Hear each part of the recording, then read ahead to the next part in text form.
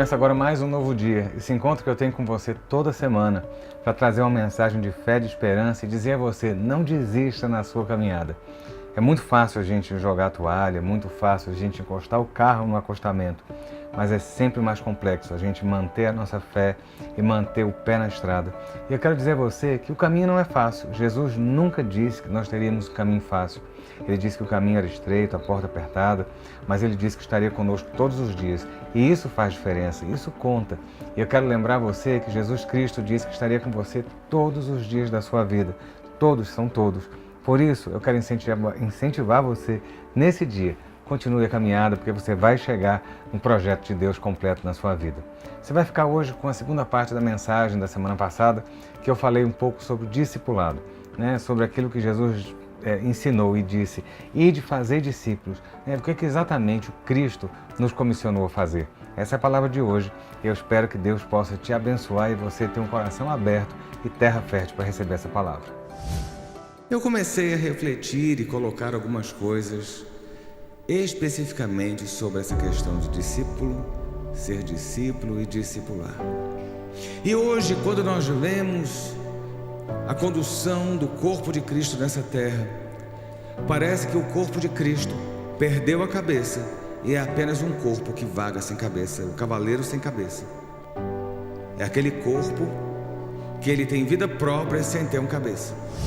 E se nós olharmos bem, a cada período, a cada década, a cada 5 anos, a cada 15 anos, surge alguém como salvador da pátria, mostrando que a visão que Deus deu a ele é a visão correta para o crescimento e expansão da igreja. Uma coisa é eu estar passando uma crise, um momento, e Deus fala comigo na palavra de uma maneira tão profunda, mas falou comigo. Eu não posso pegar aquilo ali e dizer que aquilo ali vale para todo mundo. Essa é a questão. E muitas vezes aquilo que Deus fala para você não está falando com o seu irmão, porque a sua situação é diferente. Alguma coisa que Deus peça e requeira de você não pode se tornar doutrina, porque a gente fica fazendo complicação no Evangelho. E o Evangelho, até onde eu sei, é simples. Evangelho são as boas novas. Nós fomos salvos pelo sangue do Cordeiro, ponto final. Esse é o Evangelho. Queridos, por que eu estou falando isso? Porque a gente começou a complicar o Evangelho com nossas técnicas, com nossas estratégias para ganhar, com aquilo que eu preciso fazer de engendrar determinadas coisas para conquistar outras, para conquistar gente, para aliciar pessoas, para aumentar o rebanho, para isso, para aquilo. Mas na verdade a gente não está pensando muitas vezes que nós temos que crescer em todas as áreas, como diz Paulo, mas é crescer para o reino de Deus nele, em Cristo Jesus. Nós estamos pensando em crescer a gente, crescer o nosso rebanho, crescer aqui, e nós não temos trabalhado em prol do reino. Nós temos perdido a visão do que é discípulo, discipular e ser discipulado. É falar de Deus, de Jesus Cristo e ponto final. É fazer aquele que está próximo de nós entender que sem Jesus ele está perdido. Isso é fazer discípulo.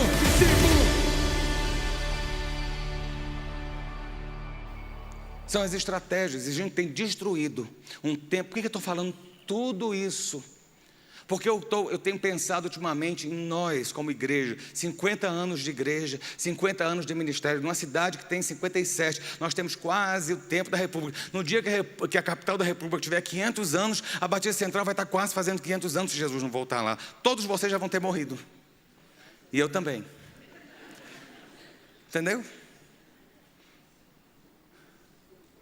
Nós temos uma relevância, uma importância. Nós, como a igreja que está me assistindo ali na televisão, como a igreja que está me assistindo ali no Face. Mas nós temos que entender que os nossos esforços não são para aumentar a nossa tribo. Uma tribo não faz um reino. Israel se enfraqueceu no dia que as tribos se desuniram. E aí Israel foi levado cativo. Aos poucos, uma banda e depois a outra banda. São Paulo é o maior estado do país, é o mais rico. Eu tenho muito orgulho de dizer isso, porque eu sou paulista. Mas eu nasci lá e fui criado aqui desde os 4 meses. Mas está escrito São Paulo.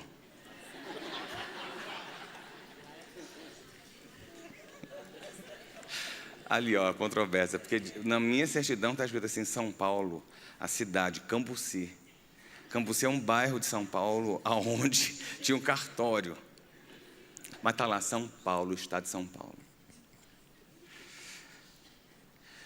Existe o orçamento da União, tipo R$1 trilhão, né? A federação, o orçamento do governo federal é o maior orçamento da União. É o maior orçamento do país. Qual é o segundo maior orçamento? São Paulo, do estado. E qual o terceiro? A cidade de São Paulo. Ou seja, minha São Paulo querida, ela é maior do que quase todo o Brasil. Aí eu vou te dizer, nossa pastor, você está barrista hoje, né? Estou sim. E meu sangue todo é nordestino.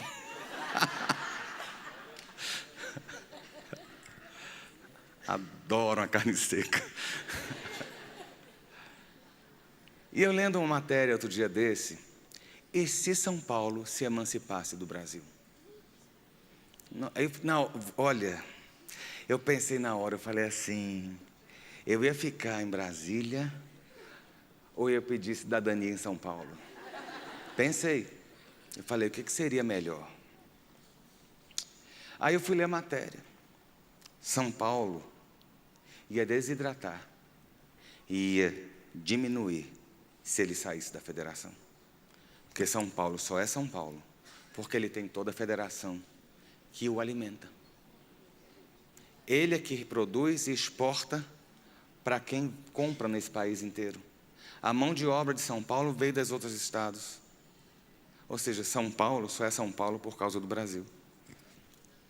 E a Batista Central só pode ser Batista Central se ela entender que ela faz parte de um todo chamado corpo de Cristo, reino de Deus. Aqui não é o reino, aqui é só um pedaço. E a gente tem buscado estratégias, e a gente acha que essas estratégias, que essas lorotas todas que estão aí, sabe, lorotas ou não, às vezes Deus deu uma estratégia para uma igreja, para um ministério X, mas eu não posso dizer que aquilo ali é a visão nova para o reino de Deus. Não, não é. Eu tenho uma igreja aqui, no plano piloto, a igreja mais próxima da esplanada. Não tem mais nenhuma igreja evangélica entre a gente e o poder central. Mas eu tenho uma igreja lá no Flamboyant, que é um pessoal mais humilde, adora o reteté, adora rodar, sapatear, profecia. Quando eu comecei a entender que a estratégia lá era diferente da daqui, lá começou a funcionar. Porque eu tive que entender quem estava lá e botar gente que falasse aquela linguagem lá. Entendeu?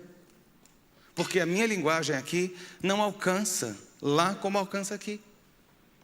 E São Rebanho, estavam aqui outro dia desse, eu fiquei feliz, baixou um ônibus aqui, encheu lá atrás, aquele povo bonito, tal, nossos ovelhas, nossos irmãos, parte do nosso reino? Não, parte da nossa tribo que pertence ao reino de Deus.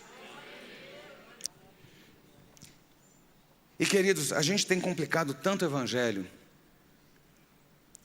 sabe, a gente tem complicado tanto o evangelho. Talvez você, eu sempre falo de comida, eu vou falar bastante de comida. Daqui a pouco estou terminando a mensagem. Tem uma torta antiga, cafona hoje em dia, chamada torta mesclada. Lembra disso? Lembra? Toda mãe fazia. Minha mãe fazia? Fazia, né? Fazia. Toda mãe, eu falei assim, fazia? Eu tinha uma tia minha, tia-avó, irmã da minha avó, tia Ritinha, cozinheira de mão cheia, cozinheira de embaixada. E a tia Ritinha morou uma época em Nova York. E ela conheceu um chefe, eu não sei se foi lá ou se foi aqui no Brasil, que começou essa história, essa torta mesclada. Ela pagou para o cidadão, para ele passar a receita para ela. Porque era muito difícil fazer. Um negócio que pouco tempo depois estava todo mundo fazendo. Todo mundo fala que não cozinha igual eu. E não cozinha mesmo, tem coisa que eu não vou dizer para você que eu faço. Para dificultar, para valorizar meu prato, para dizer, olha, eu sou bom. Isso é segredo de cozinheiro. Entendeu? Sabe, tem um restaurante aqui na frente aqui que vende bife com molho e batata frita. Não é isso? É um mistério aquela receita daquele molho francês. Sabe o que é aquele molho francês? Fígado de galinha batido com mostarda. Esse é o segredo. Mas a gente vende difícil o negócio. E os crentes estão tudo vendendo o evangelho de forma difícil hoje. Brincadeiras à parte. Está difícil alcançar Jesus. Para alcançar Jesus, eu tenho que primeiro estar com intimidade com você, ser seu discípulo, para poder aprender. Eu tenho que fazer isso, eu tenho que fazer o curso daquilo, eu tenho que fazer aquilo, eu tenho que fazer aquilo outro. E a coisa vai indo, vai indo, vai indo, vai indo. Aí eu fico olhando. Eu falei, é isso mesmo, produção? É isso mesmo? Imagina se Jesus chegasse aqui falando do sexo dos anjos. Se ia ter multidão atrás dele. Ah, mas o povo não entendia, pastor. O povo não entendia, às vezes, as parábolas que ele falava. Mas a mensagem que ele levou, o povo entendia. Ele veio alcançar os necessitados. Ele veio para os que estavam feridos e sobrecarregados, os que estavam... Sabe, você abre a Bíblia e parece que Deus é um Deus mau e perverso, que gosta de complicar. Por quê? Porque tem que ter um negócio chamado teólogo para traduzir para você. Como é que eu vou entender? Aí eu esbarro de novo lá no início, né? Aí você vai começar a fazer a interpretação por si. Sabe, queridos, Evangelho do Senhor Jesus é algo simples. É algo simples. Primeira coisa que eu quero que você entenda é que a palavra de Deus, ela não volta vazia. Quantas vezes, e aqui eu não estou condenando quem faz ou quem não faz não, vou dar um exemplo. Quantas vezes vocês me viram? A gente tem 20 pastores aqui na sede. Cada um tem o seu estilo. Eu, Ricardo, quantas vezes vocês me viram fazer apelo? Quem quer aceitar Jesus, levanta a mão. Quem já viu eu fazer apelo? Há 7 anos atrás, eu botei os pés num domingo de manhã nessa igreja. E a bancada de gente não chegava na mesa de som. A igreja vazia.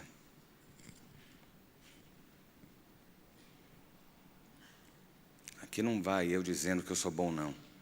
A gente está assim porque teve gente segurando o altar. Porque teve gente segurando o altar. Porque teve gente segurando o altar. Mas nesse tempo todo, eu tenho visto a igreja crescendo. Crescendo. Crescendo. Tinha gente que saiu daqui e falava assim, ainda vai ficar lá para apagar a luz? Não foi? Virava e falava assim, não, porque a falecida era Batista Central. Está lá um monte de gente em pé lá atrás, porque não tem lugar para sentar.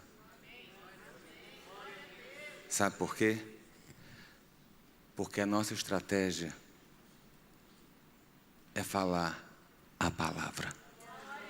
E a palavra não volta vazia.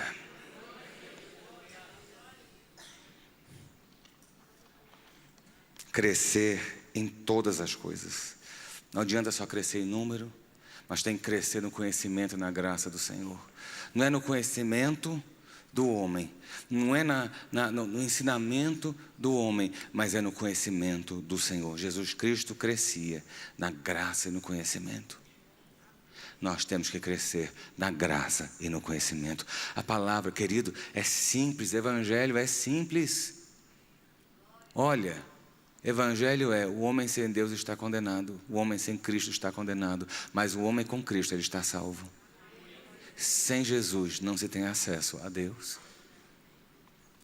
Você não é filho de Deus por ter nascido homem. Você é criatura de Deus e só se torna filho no dia que você aceitar Jesus e Ele transformar você de criatura em filho de Deus. Essa é a mensagem do Evangelho. As boas novas é, eu estava perdido, fui achado. Eu estava morto, eu nasci de novo. Eu estava condenado, eu fui absolvido. Esta é a mensagem do Evangelho. Não tem complicador, não tem complicação. Então as pérolas não são pérolas que eu tenho que cavar da palavra, grandes revelações. A grande revelação é, Deus amou o mundo de tal maneira que mandou Jesus Cristo, o seu Filho, para morrer por nós, porque todo aquele que crê no Senhor há de ser salvo. Essa é a grande pérola, essa é a grande revelação, esse é o grande mistério do Evangelho. Deu?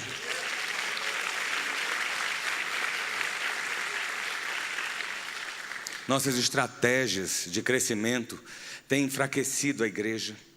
As estratégias de crescimento do povo de Deus têm enfraquecido a igreja, têm gerado mais divisão do que um crescimento organizado e ordenado, têm gerado mais rupturas do que consertos, têm gerado mais feridas do que curas e pessoas saradas. É isso que tem acontecido. Nós temos feito um erro e cometido um erro muito grande, muitas vezes nas nossas igrejas. Nós temos empoderado neófitos.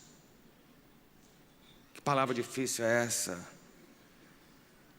Eu estou pegando o crente recém-nascido e botando no altar para poder ensinar e ser alguma coisa dentro da igreja. É isso que as igrejas têm feito nos últimos dias. E aí a gente pega uma criança. É um absurdo você ver na televisão, na Síria, Estado Islâmico, um menininho de 10 anos, 8 anos, 12 anos, com um AR-15, com metralhadora. Você não acha absurdo isso? E como é que eu pego alguém recém-convertido e eu boto aqui na frente para falar, para pregar, para ensinar, para ser um discipulador de alguma coisa, se ele está precisando ser lavado ainda e trocado as fraldas? Nossas estratégias têm levado ao enfraquecimento do evangelho. Eu me pergunto, daqui a 50 anos, se vai ter evangelho ainda. Saiu essa semana.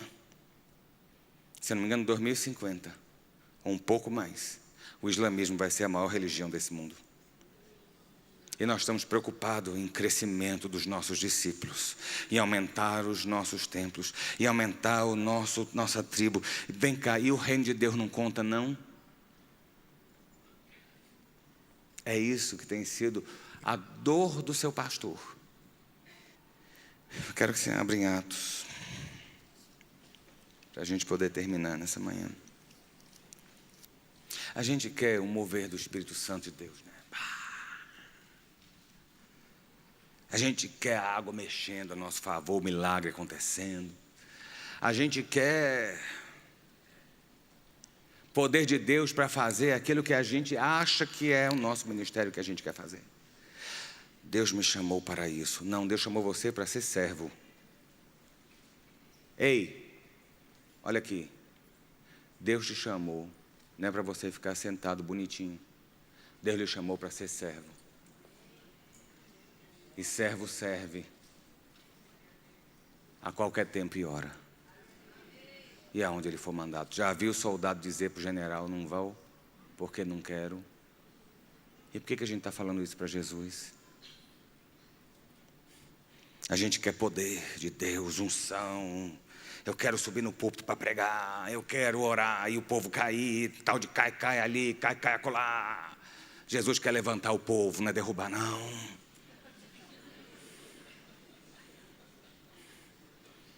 Pelo contrário, de aquele que está de pé, cuidado para que não caia. Lógico, tem hora que a gente cai no poder, vou dizer que não. Mas o povo quer mostrar poder, né? É aquele crente que tira o óculos assim, é aquele olho vermelho, tchá, pá, pá, fogo. Não, quer poder para aparecer, para dizer que tem muito poder, que ora o povo batizado, que ora o povo é curado. Deixa eu dizer uma coisa, quem batiza Jesus, quem cura Jesus, quem salva Jesus, quem faz a Jesus é por Ele, para Ele, todas as coisas, não é por minha causa, nem eu faço. Se eu não fizer, Deus faz do jeito que Ele quiser. Deus não precisa de mim para fazer nada, Deus precisa dEle mesmo. Deus se fia na sua própria palavra, não é na autoridade minha, mas é na autoridade que Ele tem em si mesmo. Quero poder, para quê? Para encher a igreja e dizer que eu tenho muita gente. Não, quero poder, eu quero palavra, eu quero sabedoria, eu quero ter visão, porque eu quero que o reino de Deus exploda nessa terra, que, sabe, seja pregado e propagado o evangelho do Senhor Jesus nos 4 cantos dessa terra, que as pessoas possam ouvir o bradar de Deus e dizer que Ele nos amou de tal maneira que enviou Jesus. Essa é a proposta de você ter poder e sabedoria, conhecimento e força no Senhor. Se o anjo lhe visitar, não é porque você é bonitinho, é porque Deus quer lhe usar. E se você não der vazão e não der lugar, Deus vai levar outro no seu lugar. Atos 8, verso 26 diz assim: um anjo do Senhor falou a Filipe dizendo: dispõe-te e vai para o lado sul no caminho que desce de Jerusalém a Gaza. Este se acha deserto. Quando você quer que o anjo de Deus desça para falar para você, dizer: meu servo, eu te digo que a espada de vingança de Jeová está a teu favor. Aquele que toca na tua vida há de perder a cabeça, e tu hás de ocupar o seu lugar. Não é isso? Vem o profeta e diz: eis que eu tenho um grande ministério para a tua vida, tu vai alcançar multidões. Mas o evangelho do meu Senhor Jesus é diferente. O anjo chegou para Filipe e falou: Filipe, toma atento e se apruma. Pega a estrada que vai para Gaza. Gente, essa Gaza é aquela Gaza de lá. Não foi para Dubai, que está ali perto. Entendeu? Toma atento, levanta, se mova e pega a estrada, que não é dos tijolos dourados que vai para a cidade de Oz, mas você vai pegar a estrada que vai para Gaza, e ela está deserta. Eu te digo, se o anjo aparecesse para alguém hoje e dissesse: levanta e vai para um lugar que não tem ninguém, a pessoa ia falar assim: está amarrado, repreendido. Isso é levante de Satanás contra a minha vida para abafar o meu ministério. Pois o ministério de Filipe era no deserto sem ninguém. E deixa eu dizer uma coisa: Filipe não questionou. Quando Deus se mover e falar com você, não questione o que Ele está te mandando fazer. É simples. Levanta. Eu fiquei assustado com esse texto, com a singeleza e simplicidade. A gente está complicando o evangelho. A cruz do meu Senhor continua sendo de madeira. Ela nem verniz tem. Mas a gente está lixando, invernizando, folheando a ouro. Mas ainda é o tempo de rude cruz se erigiu.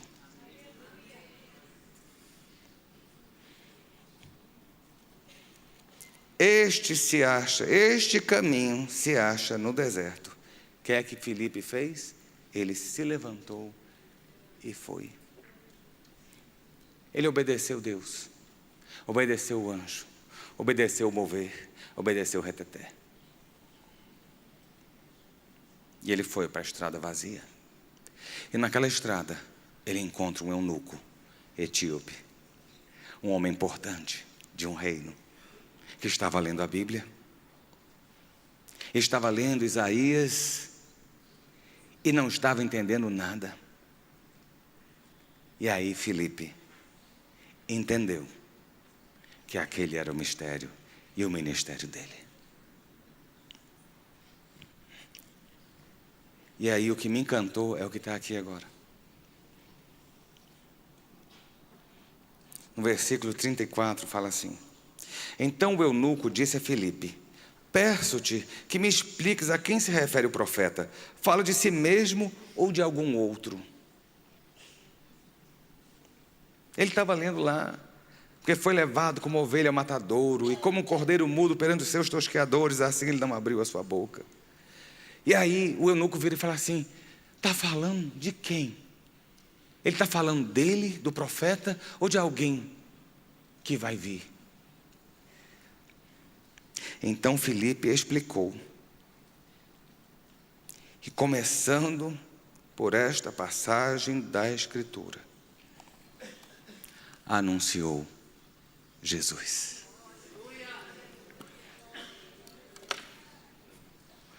A maior mensagem que o púlpito, que eu ou você temos a fazer, não é ensinar quantas asas tem um querubim, um serafim ou um surubim.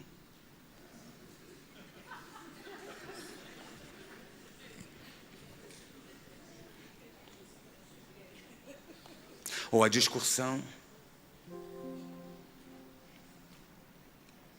se eu sou salvo e se eu perco a salvação, ou se eu sou salvo para sempre, ou se eu sou eleito ou deixar de ser eleito. Posso falar uma coisa para você? Isso para mim, com toda clareza, eu falo como Paulo, não passa de esterco. Vã filosofia. porque isso não leva à salvação.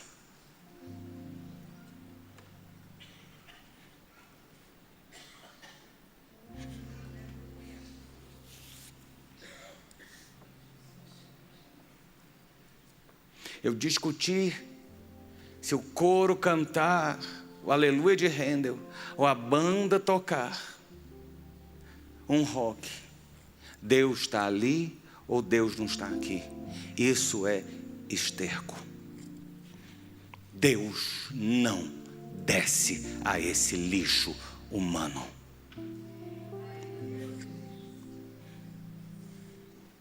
Uma coisa é você gostar, outra coisa é você não gostar. A pessoa pode ter uma gralha rachada e cantando que a adoração está subindo.